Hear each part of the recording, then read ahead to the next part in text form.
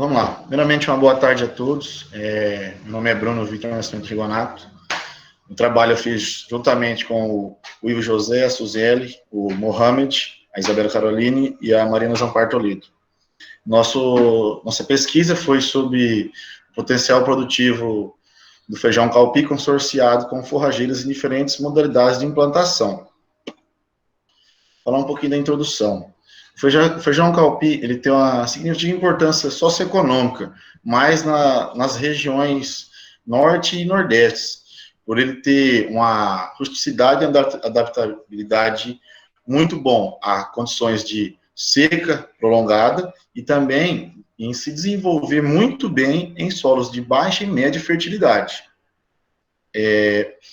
A rotação junto com o consórcio já é para a gente procurar melhorar as características e conservar também o que o nosso solo já tem, procurando, no nosso caso, uma melhor condição para o solo na próxima safra. No nosso caso, foi na safra da soja. O feijão calpi também pode ser utilizado na lavoura pecuária, como uma boa fonte de forrageira, né? Tanto como grãos, fibras, assim gerando carne e leite nas questões da pecuária, né? Mas o nosso foco foi mais a colheita dos grãos e a formação da pastagem, né? Como a gente teve o consórcio do feijão calpi com a braquiária rusiensis e com a braquiária brisanta. Aqui a gente tem uma foto do início até quase na época de colheita do nosso feijão. Nesse caso aqui, a gente está vendo só o feijão solteiro, em ambas as fotos, sendo assim. O objetivo da pesquisa foi avaliar o desenvolvimento dos componentes de produção e produtividade do feijão calpi em sistema consorciado com as forrageiras braquiária brisanta e braquiária rusiensis, comparando assim com o cultivo dele solteiro. Nosso experimento, ele teve um elemento experimental utilizado dele foi em blocos, com 4 repetições de cada tratamento, até mesmo das testemunhas.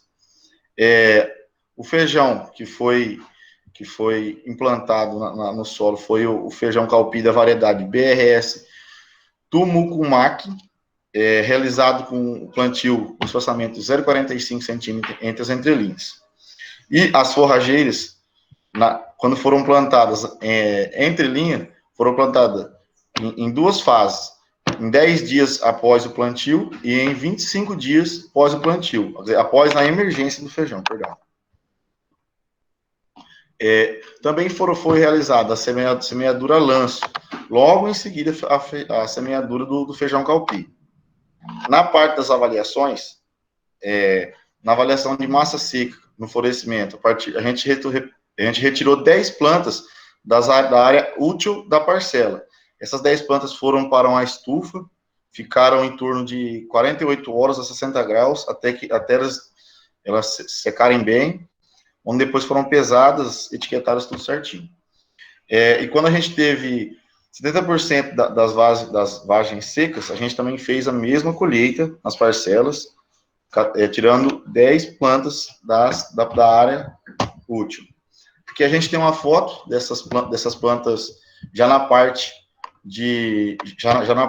do pós-colheita, onde elas foram colocadas aqui para dar mais uma secada, para a gente não perdesse tantos grãos. As avaliações foram feitas na área da parcela, que basicamente constituía as 4 linhas centrais e 3 metros de comprimento, a parte mediana da parcela, onde a gente tinha as melhores condições, sem ser bordadura, né? A gente pegou nossos dados e colocamos na análise de variância, comparando pelo teste TUR com a probabilidade de 5%, e também fizemos do NED, que foi aplicado para a comparação de cada média com a testemunha. Resultado. A população final, o número de vagens e o número de grãos por plantas, e o número de grãos por vagem, a produtividade do feijão calpi, não foram influenciadas pelos os tratamentos testados. Ou seja, a gente teve uma boa média em todos os casos, nesses critérios. Ou seja, visando esses critérios, o consórcio não era necessário e também não interferiu, acabou não acontecendo nada. A produção de matéria seca das plantas do Calpi foi variável em função do uso da espécie da forrageira no consórcio, tendo a braquiária brisanta beneficiado o desenvolvimento da leguminosa. Aqui, a gente vê o caso do primeiro resultado que eu falei. A gente não na verdade, do segundo resultado, aonde é significativo a parte da forrageira, na questão da matéria seca de folhas do feijão. Aqui, a gente vê a parte de hastes do feijão, onde também foi significativo a forrageira. Ambos os casos, a braquiária brisanta teve um melhor resultado na questão entre linha e lanço. Como vocês podem ver nas tabelas que estão à mostra. A massa de grãos de feijão calpi em cultivo solteiro foi menor comparada ao cultivo consorciado com a braquiária brisanta e também com a rosiziense. Como a gente pode ver aqui, houve uma discrepância até que muito grande entre os valores, sendo que em todos os casos, na questão do consórcio, nós tivemos um aumento do peso desses 100 grãos, que foi um dos resultados que a gente mais teve cuidado ao fazer. Então, o que a gente acabou tendo como considerações finais? Foi que a consorciação com a braquiária brisanta e com a braquiária rosiziense não prejudica o desenvolvimento das plantas ou reduz os componentes de produção e de produtividade de grãos, trazendo ainda a braquiária brisanta com uma elevação no peso de grãos. Mas, mesmo assim, eu torno a falar que ambas as braquiárias tiveram um aumento no peso de 100 grãos. Eu agradeço ao UFGD pela concessão da Bolsa PIBIC, a mim, primeiro autor, e também agradeço a Fazenda Experimental da UFGD por ter cedido a área para a gente e realizado os tratos culturais. Acho que é só isso. Obrigado.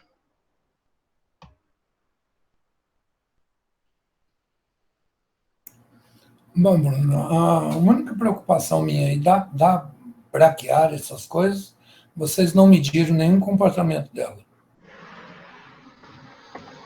Então, o comportamento da braquiária, houve muita discrepância, tanto na questão dela a lanço, como na questão da entrelinha.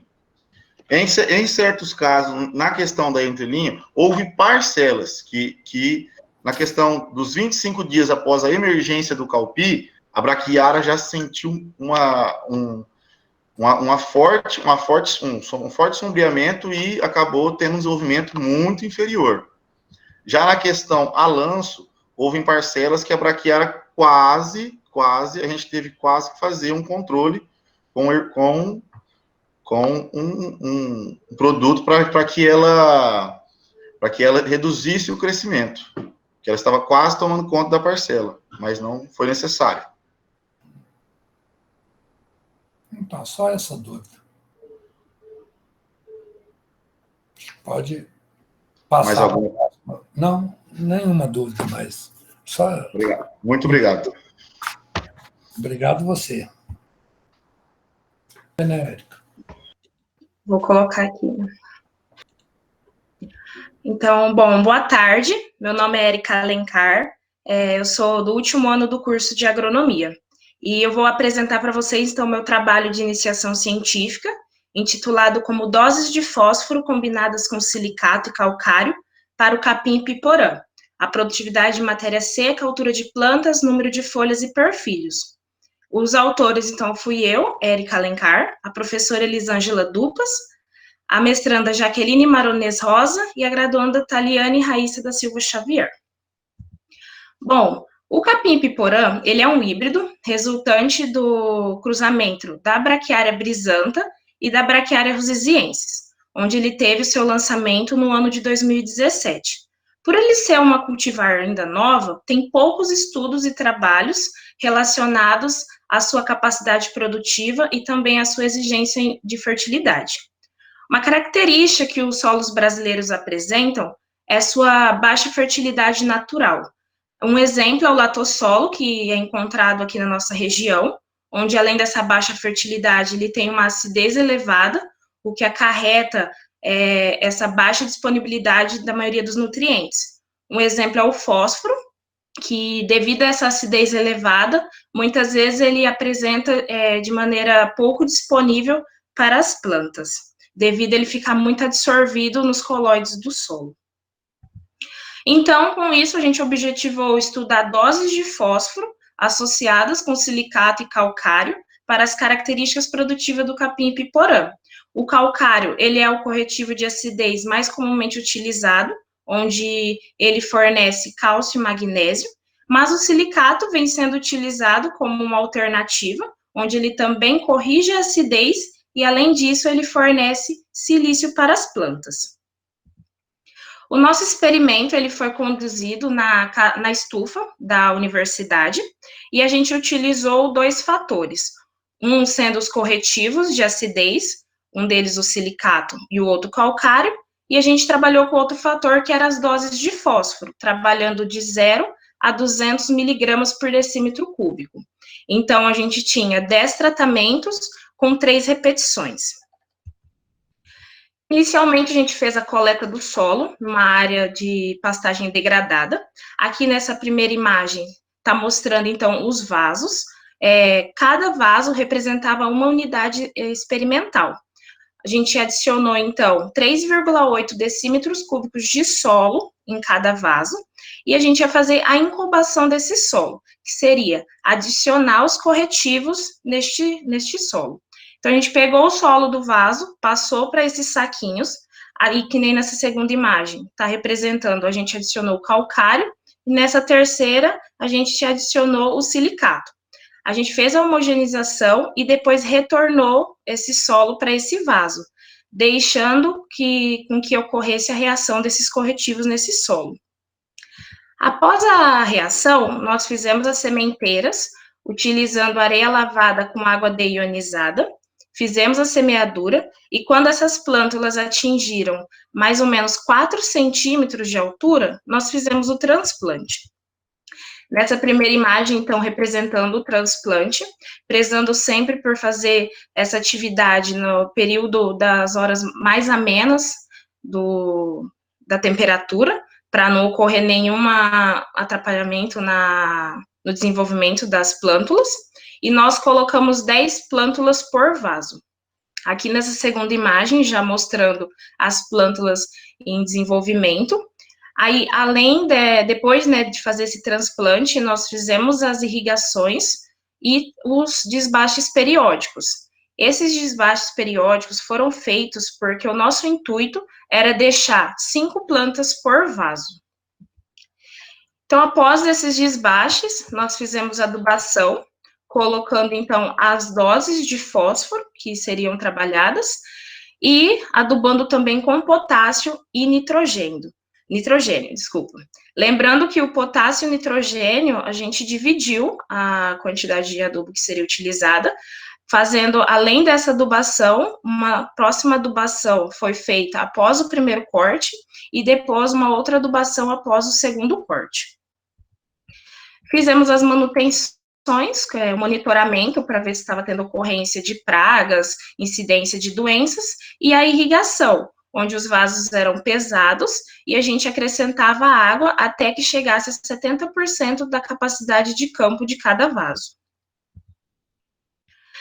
Quando as plantas começaram a senescer, a gente fez as avaliações, onde a gente mensurou a altura de plantas e contabilizou o número de perfilhos e também o número de folhas.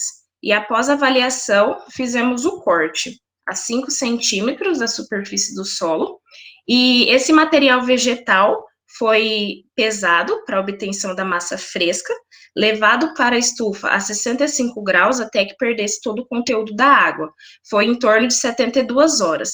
E após isso, fizemos a pesagem novamente para a obtenção da massa seca. E aí, como eu falei, né, depois do corte, nós fizemos a adubação novamente com o potássio e o nitrogênio. No total, fizemos 3 cortes.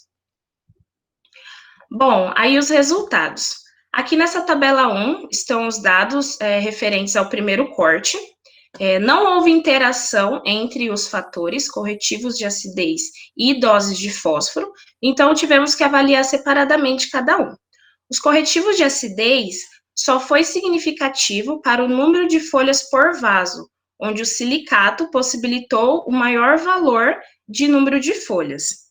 Já nas doses de fósforo, foi significativo para todas as variáveis, onde no número de perfilhos ocorreu uma equação linear. Quanto maior a dose, maior eram os valores que tínhamos de número de perfilhos. Já para as outras variáveis, número de folhas, altura de plantas e produção de massa seca, ocorreu uma equação quadrática, onde na dose de 150 miligramas por decímetro cúbico, nós obtivemos os melhores resultados. Aqui são 2 imagens para ilustrar. Na primeira, são nas doses de 150 miligramas, o primeiro vaso com o calcário e o segundo vaso com o silicato. E na segunda imagem, o corretivo calcário, com todas as doses trabalhadas, de 0 a 200 miligramas.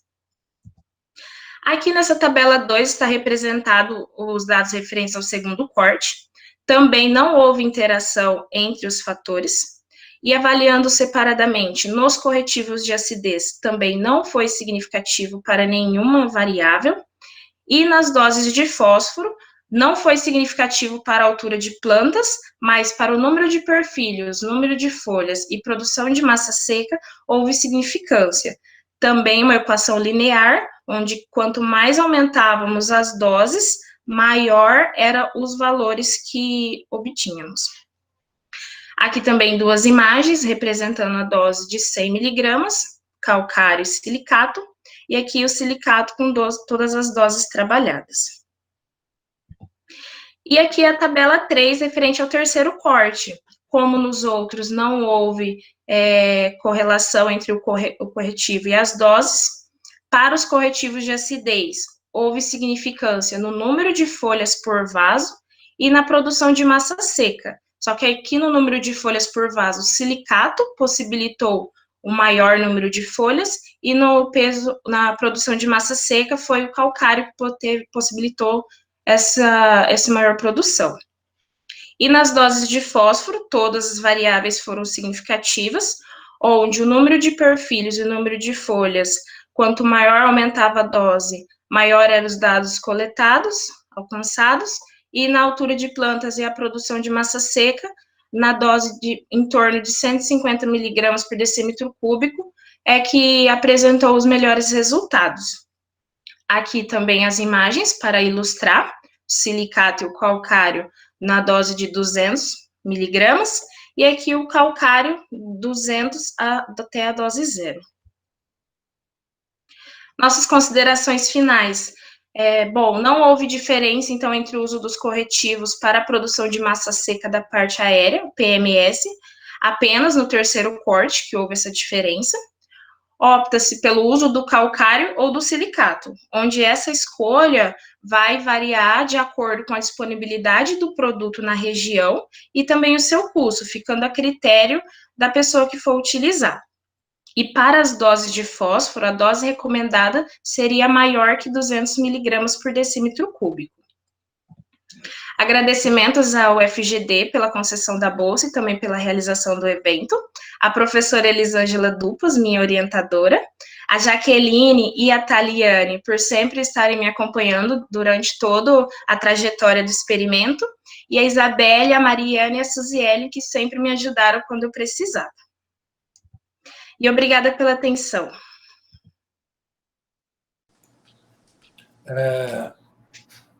Primeiro, parabenizar você e o Bruno pela apresentação, né? Mas eu não trabalho com capim, não entendo nada de capim. Esse capim é novidade no mercado? Isso, ele teve seu ano de lançamento em 2017. É recente.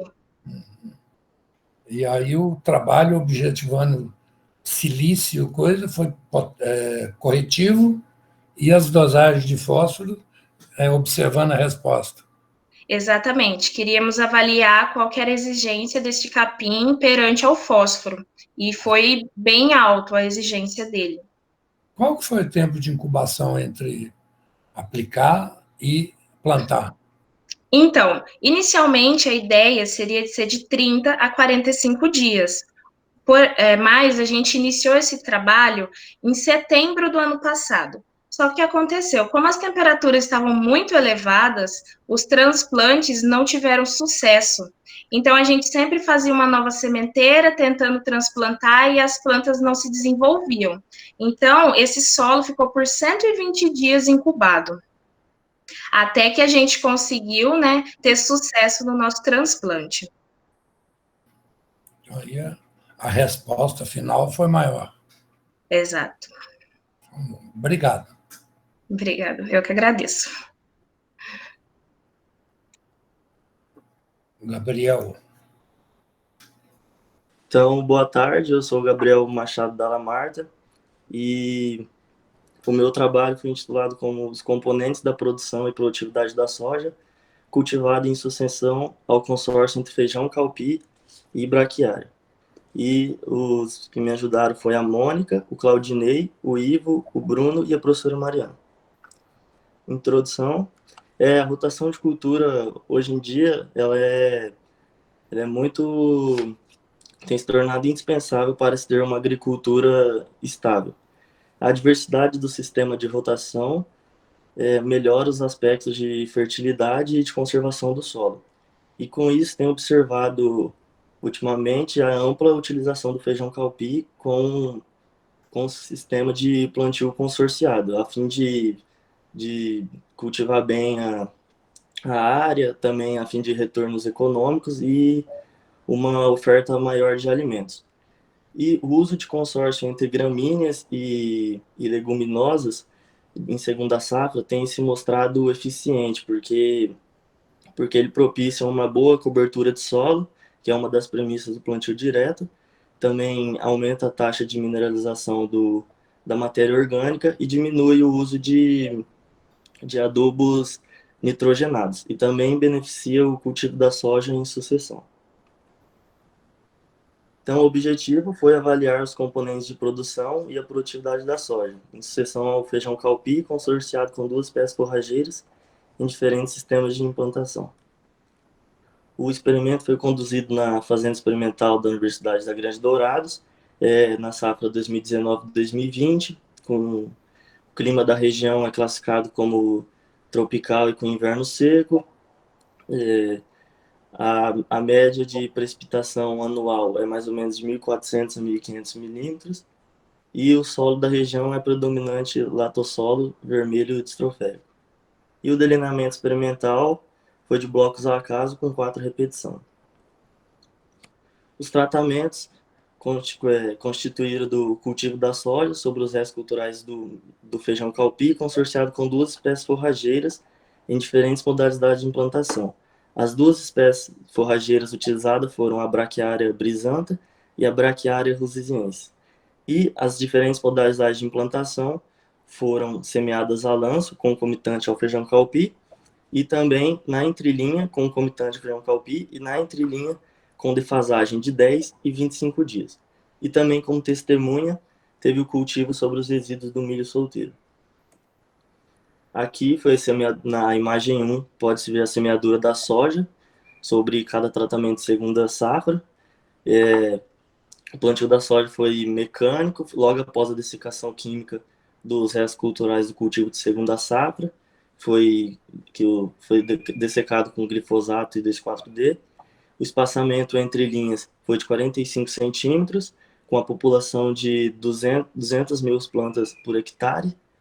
E e as unidades, a área de cada parcela foi de 13,5 metros quadrados.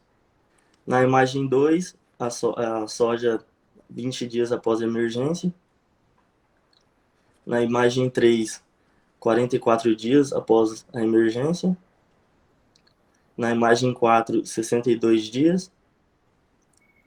E as avaliações. Foram determinadas a altura de planta e de inserção da primeira vagem, número de vagens por plantas, grãos por plantas e por vagens e massa de 100 sementes. Essas foram avaliadas a partir da colheita de 10 plantas colhidas aleatoriamente na área útil de cada parcela. E a produtividade de grão foi colhida a partir de 2 linhas com 3 metros de comprimento e na área útil de cada parcela, com correção de 3% de umidade. Aqui podemos ver a soja no período da colheita e coletando as plantas para as avaliações. E as médias foi comparado pelo teste de Tugg, com 5% de probabilidade, e fatorial 2 vezes 4, que foi 2 espécies de forrageiras e 4 sistemas de implantação, mais o cultivo do milho solteiro como testemunho. E os resultados. A semeadura tardia da braquiária propiciou o melhor crescimento das plantas. Embora a braquiária brisanta... Mas no modo de apresentação, para a gente ver melhor. Não está aparecendo? Não, está aparecendo, mas aperta aqui embaixo, que você está com ela muito pequenininho. Aqui, ó, mais para a esquerda. Tá bom, vai esse mesmo, então. Pera aí, não, eu vou... Mais à direita, mais à esquerda. Aí. Aí, aqui? Não, foi errado. Bem do ladinho. Tá bom. Esse tá mesmo. Bom? Então, embora a semeadura da braquiária brisanta com defasagem de 25 dias, ela somente diferiu do cultivo concomitante na entrelinha. Como podemos ver, ela, com defasagem, apresentou resultados semelhantes. Mas, se for considerar cada sistema de consórcio, a semeadura mais defasada da braquiária, ela influenciou muito com a braquiária lusiziense, que ela apresentou maior altura, que foi 79,88 a média. O número de grãos por vagens. A interação entre a modalidade de implantação e da espécie de forrageira influenciou muito o número de grãos por vagens. Dando destaque, a braquiária brisanta, quando semeada a lança, ela foi superior à braquiária lusiziense. Mas quando for avaliar individualmente cada sistema de implantação, a braquiária lusiziense foi superior à braquiária brisanta em todas as implantações na entrelinha, mesmo com concomitante e com defasagem, como podemos ver no gráfico. A massa de grãos foi influenciada pela semeadura da braquiária tardia também. Ela apresentou resultados melhores com defasagem da semeadura da braquiária, que ela apresentou 10,39 gramas e com 10 dias de defasagem 10,04. Porém, ela só diferenciou da semeadura concomitante na entrelinha. E a produtividade da soja foi maior quando ocorreu a semeadura tardia da braquiária também. Ela apresentou maior produtividade, porque quando ocorre o consórcio entre plantas, pode ter competitividade por água, luz e nutrientes. E isso são de grande importância para uma boa produção da cultura e também para o êxito na produção de pastagem. E também isso para diminuir a competição. Aí dá para ver que, né, com semeadura na defasagem de 10 dias e de 25 dias, elas apresentaram produção maiores que as outras. E as avaliações de altura de inserção da primeira vagem, número de vagens por plantas e número de grãos por plantas, não apresentaram resultados significativos entre os tratamentos. Então, as considerações finais foram que a semeadura defasada da braquiária em consórcio com o Calpi proporciona aumento da massa e da produtividade de grãos da soja em sucessão. e a implantação do consórcio Calpi com braquiária não reduz os componentes de produção ou a produtividade de soja em sucessão comparado ao cultivo do milho segundo a safra. E agradecimento aos meus colegas e ao pessoal da FAECA, que apoiou na condução de projeto de pesquisa, e também a professora Mariana. Obrigado. Gabriel, só não entendi aí que você falou no tratamento teu, você tinha milho solteiro, braquiária, Como testemunha. e só que no milho lá na apresentação você não apresentou nada. Eu coloquei só nas conclusões que a altura de planta e a produtividade, eles não foram significativos comparado ao milho. E, vamos dizer, você recomendaria essa... Pelo que eu entendi, o teu trabalho é conclusão não, do Bruno, né? Começou com ele plantando para ver se ia ter resultado e depois você plantou a soja em cima. Recomendaria essa sucessão? Ou então, essa sucessão que continua aqui no Dourados? Oi? Recomendaria essa sucessão Calpi, braquiária, soja ou milho, soja? Aí depende do que... Se você for querer produzir o feijão, aí compensa, mas se for querer o milho, porque eles não foram significativos, então os resultados foram o mesmo, entendeu? Não teve muita variância. Então tá, obrigado por sua apresentação, valeu. Gustavo. Meu nome é Gustavo, eu realizei no ano de 2019 e 2020 um projeto de pesquisa correlacionado com a variabilidade grande na cultura do milho.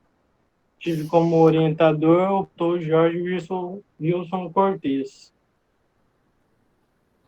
O milho é uma cultura de grande relevância para a agropecuária brasileira e mundial, sendo a segunda cultura de grãos com maior área total estabelecida nas lavouras brasileiras na safra 2019-20. Primeiramente, em uma semeadura, a primeira coisa que deve atentar é a qualidade da semente. A qualidade da semente pode ser avaliada por diversos testes, entre eles o teste de germinação, que visa determinar se uma semente é ou não capaz de germinar. E isso vai ser de grande valia para o cálculo da densidade de semeadura. A densidade de semeadura ou stand é definido como número de plantas por uma unidade de área, e ela tem um papel importante na produtividade do milho. A distância longitudinal é de grande valia também para que uma planta possa aproveitar bem as fontes minerais do solo, a luz e a água.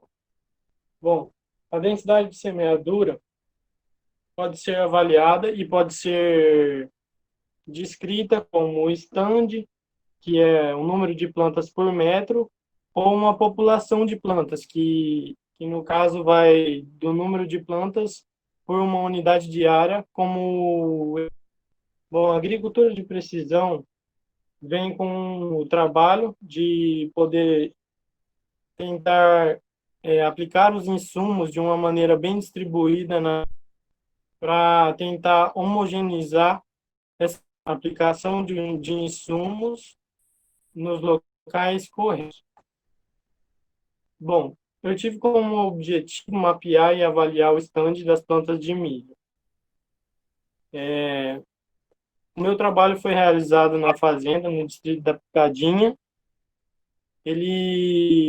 Fazenda de um colega meu que cursa o curso comigo, o Marlon.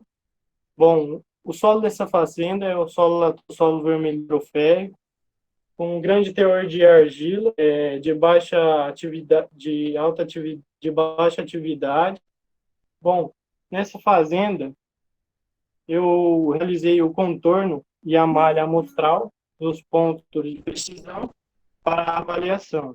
Essa malha amostral foi feita a partir de um aplicativo de GNSS, que é de localização por via smartphone. Foi realizado o contorno desse talhão com uma moto, esse aplicativo, e foi gerada uma malha de aproximadamente 30 hectares, com 82 pontos. Eu coloquei como grid amostral um grid de meio hectare, tendo assim 2 pontos por hectare de avaliação. Bom, esse daqui é o índice pluviométrico do mês de fevereiro. O milho foi semeado no dia 3 de março e avaliado no dia 13 de março. Com 10 dias depois da semeadura, ele foi avaliado. O milho foi plantado no pó e durante a semeadura e a avaliação do estabelecimento de plantas, não houve índice pluviométrico. Bom, o clima da região é outro clima CWA, característico do Mato Grosso do Sul. Bom, a avaliação foi feita por meio de 3 metros, avaliando a distância longitudinal entre cada planta. E os parâmetros para a distância de espaçamentos normais, duplos e falhos foi pela regra da ABNT. Bom, a semeadura foi realizada com uma semeadora John Deere 1113 pneumática, com espaçamento de 0,45 entre linhas. É uma semeadora de soja, também utilizada na cultura do milho. Bom, essa semeadora foi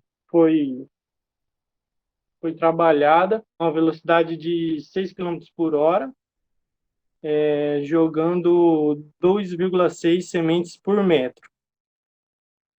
Ela foi regulada para isso. Buscando assim, então, o produtor uma população de 57.777 plantas hectare. Foi feita a avaliação dos pontos da malha amostral e depois obtivemos como resultados a tabela 1 de estatística descritiva do stand, com um mínimo de plantas por metro de 1,8, uma média de 2,51 e um máximo de 3 plantas por metro, com baixo desvio padrão, teste de normalidade é aceito, e o coeficiente de curtose baixo também. Bom, de acordo com essa média de plantas, ele conseguiu obter em sua produção por hectare em torno de 55 mil plantas, deixando 2.000 plantas e 700 abaixo do esperado. Bom, essa é a tabela para os parâmetros geoestatísticos dos pontos da malha amostral, do stand e da distribuição. Bom, o stand ele apresentou dependência espacial, com um alcance de 94 metros, o que é uma importância para as próximas avaliações desse. Essa dependência espacial é de grande valia para a agricultura de precisão, sendo um ponto dependente do outro e um ponto interferente ao outro. O alcance desse stand foi de 94 metros de distância entre um ponto e o outro. Com o grid amostral de hectare, eu alcancei uma distância de 70,4 metros, sendo assim uma distância amostral boa para a realização da agricultura de precisão.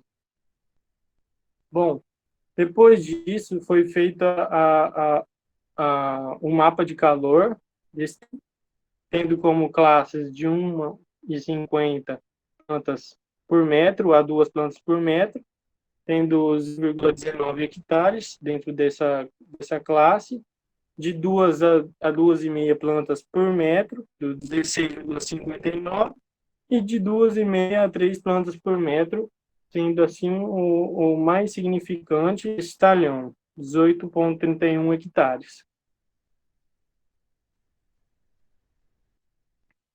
Bom, com considerações finais, ocorreu uma variabilidade espacial no estande de plantas de milho. O estande obteve de 2 a 3 plantas por metro e obteve também a maior preçamentos falhos do que duplos. Isso pode se explicar devido à falta de pluviosidade durante os dias do estabelecimento de plantas. Isso também pode ser, como outro fator, a semeadura no pó com as botinhas, porque a semeadura no pó com as botinhas gera muitos torrões de terra que podem vir a atrapalhar a semeadura e o estabelecimento da planta, a sua germinação. Às vezes ela pode germinar a planta, mas ela vai ficar embaixo do torrão e vai ser plantas tardias. E muitas das vezes a planta que está abaixo do torrão não consegue germinar. Bom, esse foi o meu projeto. Eu gostaria de agradecer primeiramente ao meu orientador, Jorge Cortez, minha orientadora, Diandra de la Flora, e pela oportunidade, o apoio e o aprendizado. Agradecer também ao CNPq pelo incentivo à pesquisa e ao auxílio financeiro. Agradecer também a todos presentes na apresentação, ao FGD e tudo mais. Muito obrigado.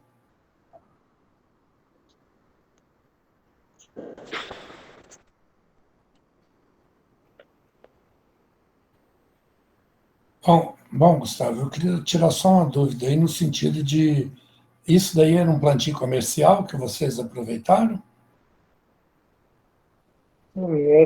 Esse meu projeto ele foi desenvolvido na fazenda, no município de Dourados, com a localidade da Picadinha ali, próximo à universidade.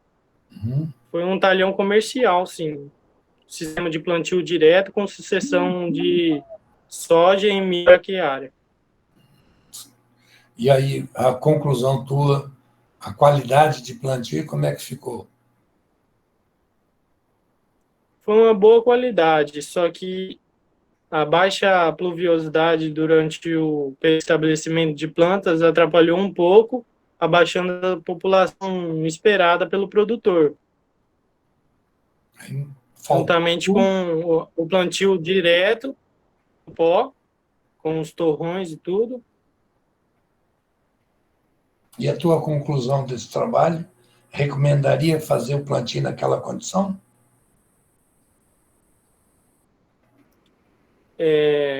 Como recomendação agronômica, eu recomendaria o plantio sem ser no pó ou um plantio pó com o uso de discos na semeadura, não as botinhas. Então, obrigado, Gustavo. Boa apresentação, gostei. Muito obrigado. Luiz Felipe. Primeiramente, boa tarde a todos, né? O trabalho foi desenvolvido por mim, Luiz Felipe Pereira da Silva, juntamente com a professora Maria do Carmo Vieiro, Néstor Antônio Heredias Atari, o Cleverton Correia Santos e o Matheus Piessante. O trabalho é sobre a produção de hibisco sabidarifa em cultivo com a adição de esterco de carneiro ao solo sobre 3 espaçamentos entre plantas. O hibisco, também conhecido como azedinha, vinagreira, rosela, ele é um arbusto podendo alcançar de 2 a 3 metros de altura, sendo de maior interesse as suas folhas, cálices, sementes e fibras. Aqui a gente tem um exemplo da rosela no seu estado inicial de crescimento, que, aliás, é muito rápido, chegando a 3 metros de altura, em 200 dias, até 3 metros de altura. A rosela possui diversas propriedades medicinais. Dentre uma delas é a atividade antioxidante, que ajuda a combater o câncer. E para isso, as pessoas consumem geralmente em forma de doces, chás, licores e dentre outros. Buscando na literatura, foi encontrado poucos estudos em relação ao manejo. Vendo isso, a gente buscou estudar o espaçamento entre as plantas, buscar o maior número de plantas por área, e a adição do esterco. Sendo assim, o objetivo do trabalho foi avaliar o efeito do espaçamento entre as plantas, sem e com a adição do esterco de carneiro adicionado ao solo em cobertura, na produção de rosela. O trabalho ele foi desenvolvido no Horto de Plantas Medicinais da UFGD, e sua fase de campo foi utilizado mudas criadas no próprio horto, que ao alcançarem 15 centímetros de altura, foi realizado o transplantio nos canteiros. Após feito o transplantio, foi adicionado o esterco. E os tratamentos no campus compreenderam a combinação de 3 espaçamentos entre as plantas, sendo 0,25, 0,50 e 0,75 metros, com o uso ou não do esterco de carneiro no solo, na dose de 15 toneladas por hectare. Aqui tem exemplo do canteiro de 0,25 metros das plantas. Materiais e métodos a cada 30 dias foi medida a altura das plantas, ou seja, de 30 dias após transplantio até 210 dias foi medida a altura. As colheitas elas foram realizadas semanalmente, desde 120 dias após o transplante até 210 dias após o transplante. Os frutos foram cortados para a obtenção do número total e avaliadas as massas frescas e secas dos cálices e das cápsulas. E também foi avaliado a altura e o diâmetro dos frutos. Já nos resultados, a altura da planta ela foi influenciada pela interação entre a planta e a época, tendo a maior altura nos 210 dias após o transplante, no espaçamento de 0,50 metros. Possivelmente isso foi explicado porque, conforme a maior competição entre as plantas, elas buscam a luz, causando estiramento das plantas e assim crescendo. Já o maior número de frutos e a maior altura de frutos foi obtido no espaçamento de 0,75 entre plantas, com a adição do esterco de carneiro.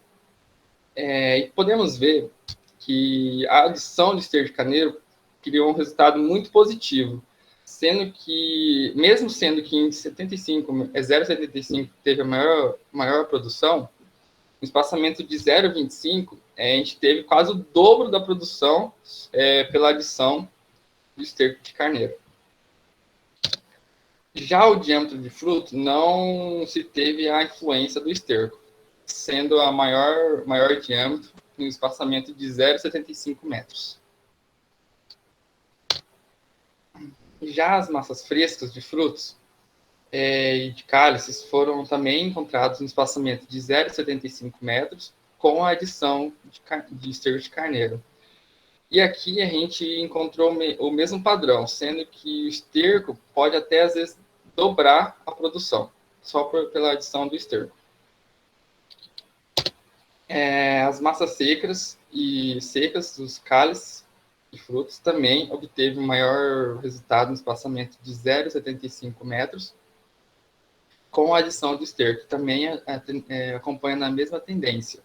E com a adição, chega a duplicar o valor, a produção, no espaçamento de 0,25. Considerando isso, as plantas cultivadas com espaçamento entre 0,75 e com cobertura do solo de esterco apresentaram as melhores características de frutos e maiores produtividades de massas secas e frescas, de frutos e cálices. Isso possivelmente explicado porque o esterco ele ajuda a manter o solo mais úmido e liberar nutrientes para o desenvolvimento das plantas. E isso favorecendo o crescimento, produção, que é o que mais foi usado no trabalho. E também foi observado que em 0,75 metros de espaçamento teve as maiores produções, mas em 0,25 metros foi onde deu maior influência do esterco, sempre quase duplicando ou até mais a produção. E eu quero agradecer a CNPq pela bolsa concedida, a UFGD e a Fundecos pelos recursos financeiros. E é isso. Muito obrigado pela atenção.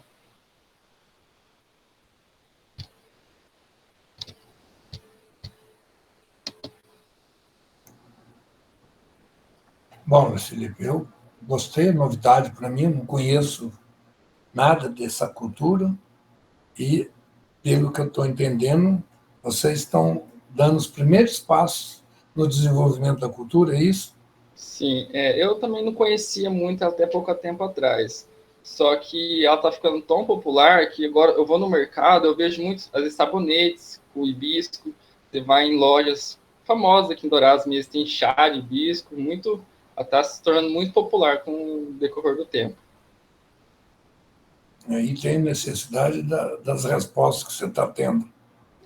Para ver melhor produção, né? Melhor aproveitamento da espécie. Então, tá bom, Luiz Felipe. Obrigado, hein? Valeu.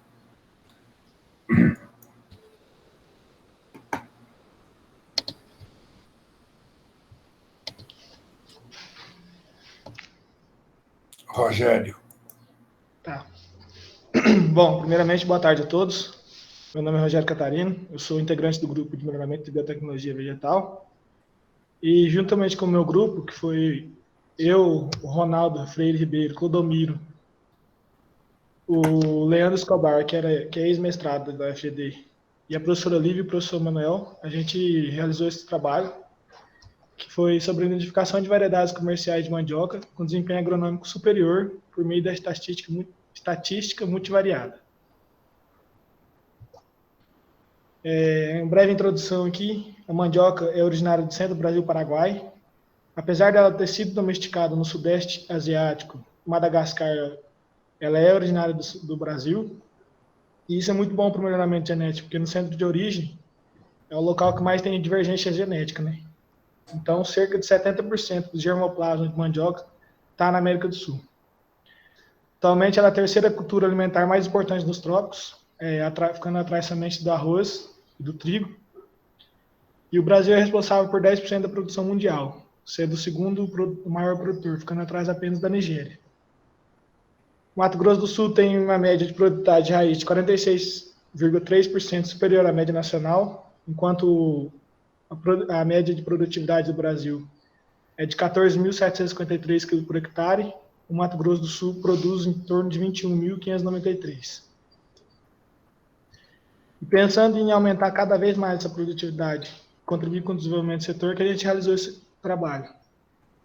Buscamos avaliar as variedades comerciais superiores quanto às características agronômicas e produtividade, sendo as características agronômicas a altura de planta e o diâmetro de como.